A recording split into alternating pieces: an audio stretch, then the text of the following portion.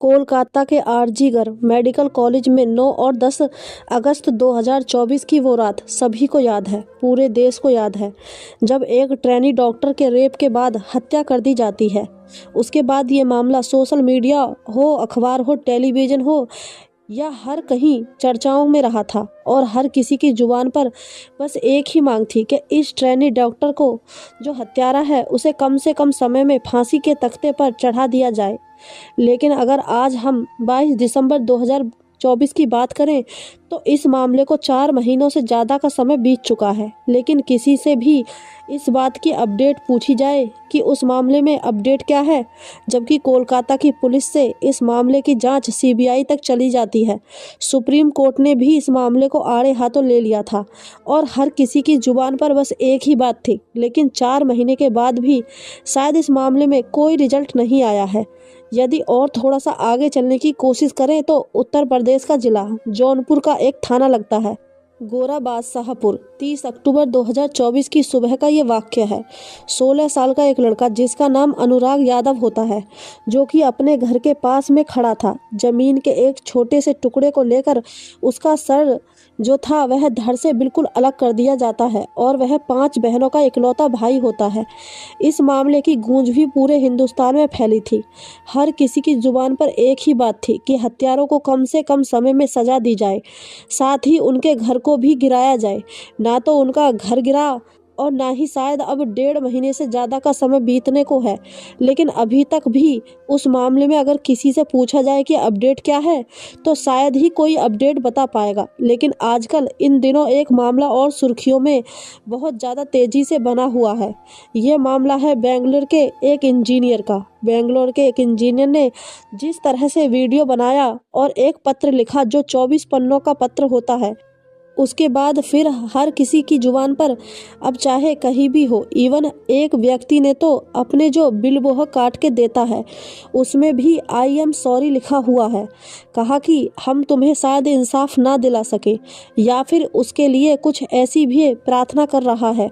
यानी कि हर कोई व्यक्ति यह चाहता है कि अतुल सुभाष के मामले में कोई ना कोई अपडेट बेहतरीन तरीके से आना चाहिए और जो अपराधी है उनको कम से कम समय में सज़ा मिलनी चाहिए। लेकिन जैसे ही पुलिस ने उन आरोपियों को गिरफ्तार किया और गिरफ्तार करने के बाद उसकी पत्नी यानी कि अतुल सुभाष की पत्नी निकिता ने जो पुलिस के सामने बयान दिए, उसके सामने ऐसा लगता है जैसे क्या ये मामला अब दलीलों पर नहीं बल्कि सबूतों के आधार पर ही चल पाएगा। और अदालत का काम भी होता है। अदालत साफ साफ कहती है कि भले ही चाहे 100 अपराधी छूट जाएं, लेकिन कोई एक बेकसूर नहीं पकड़ा जाना चाहिए, उसको सज़ा नहीं मिलनी चाहिए। और यहाँ तक कि अभी तक लोग जो बात कर रहे हैं वह सिर्फ दलीलें दे रहे हैं, इमोशनल बातें कर रहे हैं। लेकिन पत्नी ने जिस तरह की बात पुलिस के सामने पेश की है, उससे तो ऐसा लग रहा है कि वही बचकर ना निकल जाए। आज की इस कहानी के माध्यम से यही समझाने की कोशिश करते हैं कि आखिरकार उसकी पत्नी ने ऐसा क्या दांव खेला जिसकी वजह से पुलिस भी सकते में आ गई है। आज की जो सच्ची घटना मैं आपको सुनाने जा रही हूँ, ये सच्ची घटना उत्तर प्रदेश के जौनपुर सिटी की एक महिला होती है। दरअसल वह महिला अपने मोबाइल में जो सोशल मीडिया होते हैं उससे पन्ने पलट रही थी और पन्ने पलटते पलटते अचानक उसके सामने एक वीडियो आती है और वीडियो में एक लड़का होता है। लड़के ने अपने सर पर हेडफोन लगाया हुआ था। उसकी बातें सुनने में के बाद वह महिला रोने लगती है, भावुक हो जाती है और थोड़ा आगे जब वह महिला बढ़ती है तो बढ़ते बढ़ते देखती है कि 3-4 नाम थे जो बहुत ज़्यादा तेज़ी से वायरल हो रहे थे। एक नाम होता है निकिता सिंघानिया, दूसरा नाम होता है निशा सिंघानिया और तीसरा नाम होता है अनुराग सिंघानिया। दरअसल उस महिला के ये तीनों नाम बड़े परिचित से लग रहे थे क्योंकि जौनपुर की वो महिला होती है, जौनपुर के ये तीनों रहने वाले होते हैं। तभी उस महिला ने अपने एक मिलने वाले को फ़ोन लगाया और फ़ोन लगाने के बाद पूछा कि मैं एक न्यूज़ देख रही हूँ, 9 दिसंबर 2024 की शाम के आसपास वक्त रहा होगा। ये जो न्यूज़ देख रही हूँ, क्या ये न्यूज़ इनकी जो हमारे दोस्त हैं, पड़ोसी हैं, जिनको मैं बहुत अच्छे से जानती हूँ, क्या ये उसकी न्यूज़ है? बस महिला ने जब ये बात पूछी तो कहा, तुम्हें नहीं पता? पूरे देश को तो पता है, हर कोई तो इस बारे में बातें कर रहा है, तुम्हें बिल्कुल नहीं पता। दरअसल वो महिला इसलिए भी थोड़ा परेशान हो जाती है बात सुनकर, क्योंकि जिसके बारे में न्यूज़ चल रही है, जो अतुल सुभाष की सास होती है, सास की वो बहुत अच्छी सहेली होती है। सहेली को नहीं पता है कि पूरी दुनिया जमाने को इस बात का पता है। वो कहती है कि बड़ी घाघ थी, उसने अपने बारे में ऐसा कुछ भी नहीं बताया, जबकि मेरी बेटी की 4 साल पहले शादी हुई थी। मेरी बेटी के बारे में छोटी से छोटी बात जानती थी, पूछती थी कि आखिरकार तुम्हारी बेटी के बारे में क्या हो रहा है, क्या नहीं। और जब भी मैं इस फैमिली के बारे में बातें किया करती थी तो वो कहती थी कि सब कुछ ठीक चल रहा है, इतना ठीक चल रहा है कि पूरा देश इस बात को जानता है। देश ही नहीं बल्कि विदेशों में वह लोग भी जानते हैं जो इस घटना से मोबाइल के माध्यम या किसी अन्य माध्यम से जुड़ चुके हैं। दरअसल बेंगलुरु में एक इंजीनियर जिसका नाम अतुल सुभाष होता है, 9 दिसंबर 2024 की सुबह एक सूचना मिलती है पुलिस को। पुलिस स्टेशन यानी कि एक व्यक्ति है जिसने अपनी जीवन लीला को समाप्त कर लिया है, उसने अपनी जान दे दी है। और जान देने के पीछे की वजह कुछ इस तरह से आती है कि उसकी पत्नी ने उसके साथ कुछ ऐसा किया है जिससे वह इतना तंग आ चुका है, इतना परेशान आ चुका है, जिसकी वजह से उसने कदम यह उठाया है। दरअसल जो अतुल सुभाष है, अगर हम उसके बैकग्राउंड के बारे में जानने की कोशिश करें तो यह बिहार प्रदेश के जिला समस्तीपुर का मोहल्ला बेनीपूसा रोड का यह निवासी होता है और बेंगलुरु में इंजीनियर होता है। इसके माता पिता गांव में रहते हैं। भाई है विकास मोदी, वह भी 2019 में इसको मेट्रोमिलियम साइड पर एक लड़की दिखाई देती है, इसका नाम निकिता सिंघानिया होता है। उसके बाद उससे बातचीत होती है, सिलसिला आगे बढ़ता है और कुछ ही वक्त के बाद में यानी कि 26 अप्रैल 2019 को इनकी शादी हो जाती है। शादी के बाद अभी जिंदगी मतलब पटरी पर आने वाली थी, लॉकडाउन आता है। आपस में किसी तरह की छोटी छोटी बातों को लेकर विवाद शुरू हो जाता है। पत्नी जब गर्भ से हो जाती है, इनका उसके पेट में बच्चा पल रहा था और उसके बाद फिर घर वालों का भी दखल होती है, आना जाना होता है। तो यहाँ से कुछ ऐसे रंग रूप अब निकिता सिंघानिया के दिखने शुरू हो जाते हैं और पति पत्नी के बीच में विवाद हो जाता है। पत्नी अपने बेटे को जन्म देती है 20 फरवरी 2020 की यह बात है। उसके बाद वह अपने पति से अलग हो जाती है और अलग आने के बाद फिर सीधा जौनपुर आती है और जौनपुर के शहर कोतवाली में एक FIR दर्ज कराती है अपने पति, अपने ससुर, सास और देवर के खिलाफ कि जिस तरह से इन्होंने मुझसे दहेज की लगातार मांग कर रहे हैं और मोटा पैसे की मांग कर रहे हैं। उसके बाद पुलिस सक्रिय होती है, FIR दर्ज होती है, मामला कोर्ट पहुंचता है। अब यही मामला नहीं थमता है। निकिता सिंघानिया की तरफ से एक के बाद एक मुकदमे आने शुरू हो जाते हैं कि आपराधिक तरीके से यौन संबंध बनाने की कोशिश करते हैं, मारपीट करते हैं। यहाँ तक कि मेरे पिता की भी इन्हीं की वजह से मौत हुई है। इन पर हत्या का मुकदमा भी दर्ज हो जाता है और धीरे धीरे करके जब 9 मुकदमे दर्ज हो जाते हैं, वो व्यक्ति लगातार बेंगलोर से जब जौनपुर की तरफ आ रहा है, जा रहा है, तो जाहिर सी बात है उसको इतने चक्कर लगते हैं कि वो थक जाता है, परेशान हो जाता है। जज के सामने एक बार बात चल रही थी। जज से कहता है कि जज साहिबा, आप मेरी बात सुनिए। NCRB की रिपोर्ट यह कहती है कि जब झूठे केस में कोई फंसता है तो वह बहुत मुसीबत में आ जाता है और कई लोग तो ऐसे हैं जो जान दे देते हैं।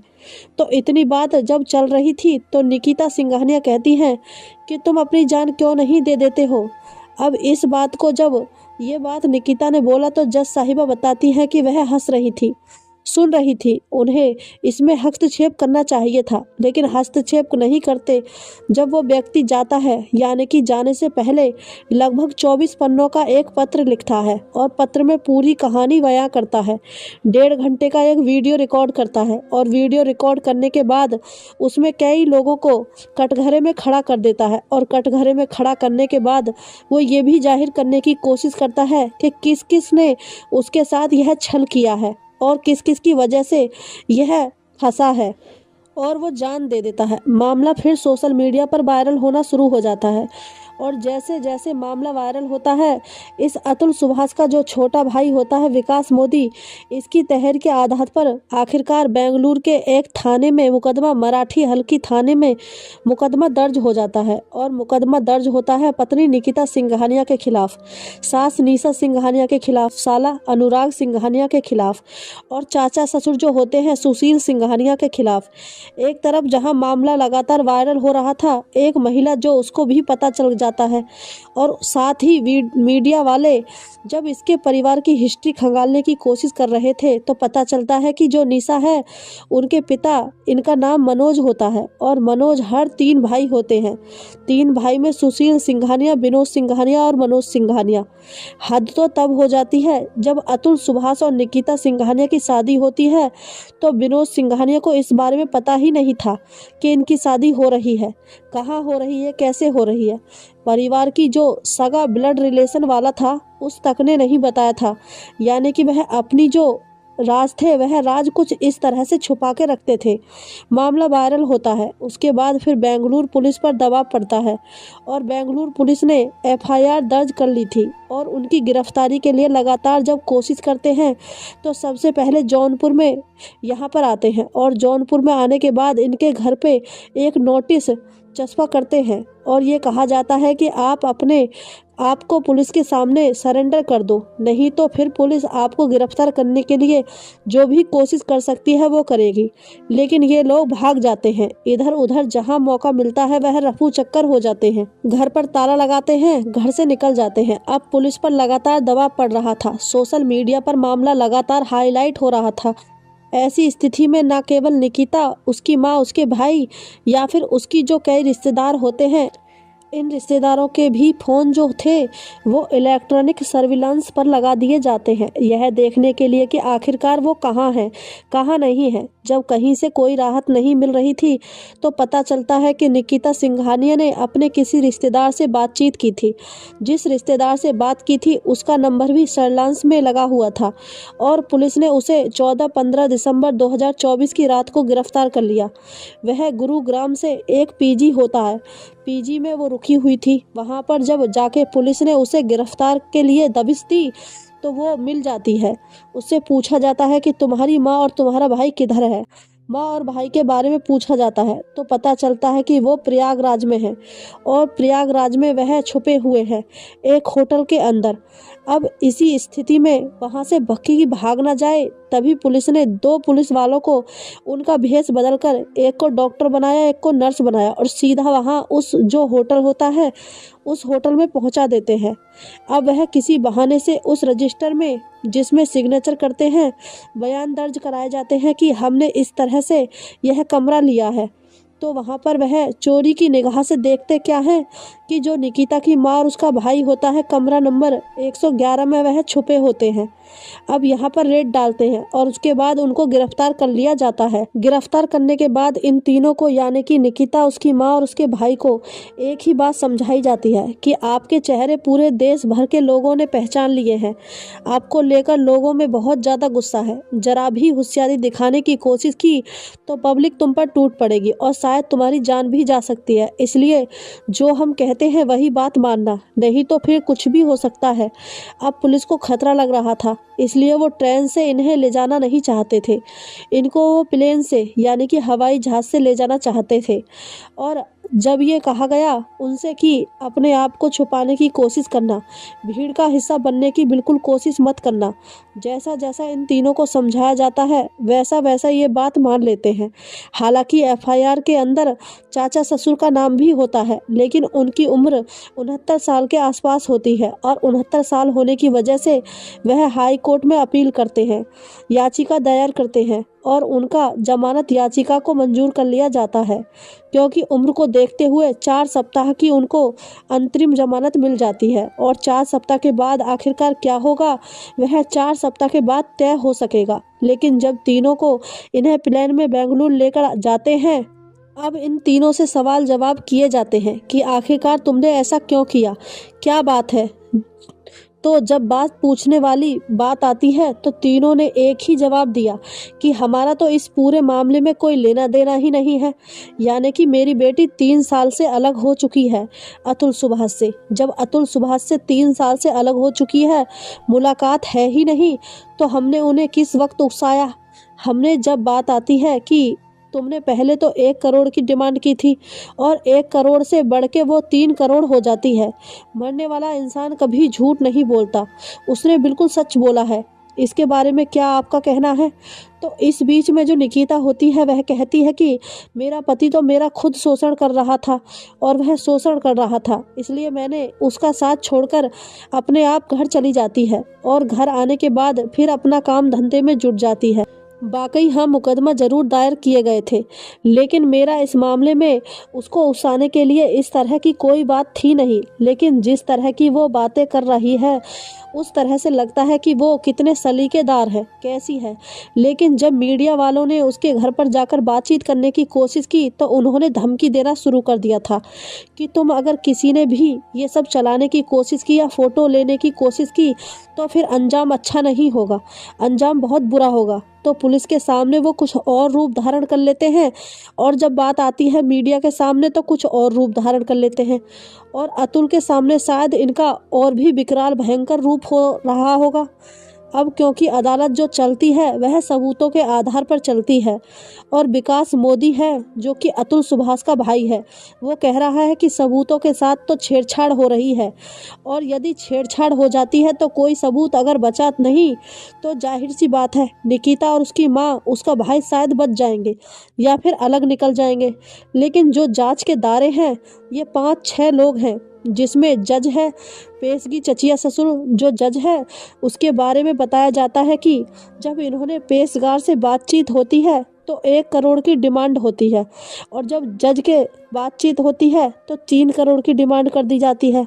ऐसा अतुल सुभाष ने आरोप लगाया था। इस मामले की भी जांच पड़ताल की जा रही है। पेशगार के ऊपर जो आरोप लगे हैं उसकी भी जांच की जा रही है और सास साले और निकिता इन सब का जो रोल है, जैसे जैसे उस 24 पन्नों में लिखा हुआ है उनके एक एक पहलू की जांच पड़ताल की जा रही है। किसी को भी बख्शा नहीं जाएगा, ऐसा बताया जा रहा है, ऐसा लगातार चल रहा है। लेकिन एक चीज़ है, एक बात है, जो 4 साल का पोता है वो पूरी पिक्चर में कहीं दिखाई ही नहीं देता है। जब पुलिस ने इन सबको गिरफ्तार किया था, साले को, सास को और निकिता सिंघानिया को, तो उनसे एक ही बात पूछी थी कि व्योम यानी कि व्योम तुम्हारा बेटा कहाँ है, जो 4 साल का बेटा है, जूनियर अतुल कहाँ है। जब उसके बारे में पूछा जाता है तो वो कहते हैं कि वो सुरक्षित है, सही है। तब जाकर पुलिस को यकीन नहीं होता और पुलिस कहती है कि जब तक हम उसे देख नहीं लेंगे, जब तक उसको आमने सामने यानी कि वीडियो कॉल या किसी माध्यम से आप दिखाएंगे नहीं, हम जब तक देख नहीं लेंगे, क्योंकि FIR में उसका कोई हवाला नहीं है, उसका कोई दोष नहीं है, वो तो बच्चा है। इस पूरी कहानी में जब तक पुलिस ने उसको देख ना लिया कि वो किसी रिश्तेदार के यहाँ पर सुरक्षित है। अब ऐसी स्थिति में जब ये अतुल सुभाष जाता है, अपनी जान देता है, तो उसमें एक बात कहता है कि मेरी पत्नी मेरे बेटे की सही से परवरिश नहीं कर पाएगी, इसलिए मेरे बेटे की परवरिश मेरे पिता और मेरी माँ के द्वारा होनी चाहिए। तो कम से कम, जैसे कि केस लंबे चलते रहते हैं, सबूत मांगे जाते हैं, तारीख पे तारीख पड़ती रहती हैं, यदि इस बच्चे के बारे में बात करें तो कम से कम सरकार को, जिस तरह से इस लड़के के पिता हैं पवन मोदी, उन्होंने साफ साफ, चाहे वह CM हो, चाहे वह भारत के प्रधानमंत्री नरेंद्र मोदी हो या फिर तेजस्वी यादव हो, इन सभी से अपील की थी कि कम से कम मेरे पोते को तो दे दिया जाए। मैंने तो अपने पोते को सिर्फ एक ही बार देखा है, उसे तो कभी गोद में खिलाने का अवसर भी नहीं मिल पाया। यदि हमारी इस वीडियो के माध्यम से, बल्कि जो पब्लिक भी यही चाहती है कि कम से कम उसके पोते के बारे में तो जल्द से जल्द समाधान निकाला ही चाहिए। उसके पिता हैं, वो इस दुनिया में नहीं है, माँ उसकी जेल में चली गई है, 14 दिन की न्यायिक हिरासत में उनको भेजा गया है। उसके बाद ये तय होगा कि उन्हें कितने दिन रखा जाएगा, कितने दिन नहीं रखा जाएगा। तो कम से कम पोते के बारे में तो डिसाइड कर देना ही चाहिए और ये परिवार के लोगों की आखिरी इच्छा भी यही है। साथ ही अब सबूत मिलते हैं तो बात बनेगी। एक आपको याद होगा, गुजरात की एक आयशा थी जिसने अपने पति से प्रताड़ित होकर अपनी जान दे दी थी। उसके बाद इस मामले का भी बहुत ज़्यादा सोशल मीडिया पर हाईलाइट रहा था। ये बात साल 2021 की बात है। मामला जब कोर्ट में जाता है तो उसके पति को लगभग 10 साल की सज़ा हो जाती है। हम भी यही उम्मीद करेंगे कि कम से कम सबूतों के साथ जिस तरह की छेड़छाड़ के आरोप लग रहे हैं, ऐसे आरोप ना लगे और जो आरोपी है इन्हें कम से कम बड़ी से बड़ी सज़ा होनी चाहिए, ताकि समाज में यह मैसेज जा सके, ताकि जितने भी लोग इस घटना के बारे में चर्चा कर रहे हैं कि जो पीड़ित है उसको कम से कम न्याय मिल सके, उसकी अस्थियां किसी गटर के बहाने की ज़रूरत महसूस ना हो, ताकि जहां इनका सही स्थान है वहां जाकर उनकी अस्थियां विसर्जित हो जाएं। दोस्तों, इस पूरे घटनाक्रम को सुनाने का उद्देश्य किसी को परेशान करना नहीं है, किसी का दिल दुखाना नहीं है, बल्कि आपको जागरूक करना है, आपको सचेत करना है। और जाते जाते बस यही कहूँगी कि इस मामले पर अपने विचार हमें कमेंट करके ज़रूर बताएं और इसे ज़्यादा से ज़्यादा शेयर करें, ताकि गुनहगारों को सज़ा मिल सके और निर्दोष को इंसाफ मिलना चाहिए। तो चलिए मिलते हैं कल एक नई सच्ची घटना के साथ। आप लोग अपना ख्याल रखें, सुरक्षित रहें। धन्यवाद दोस्तों।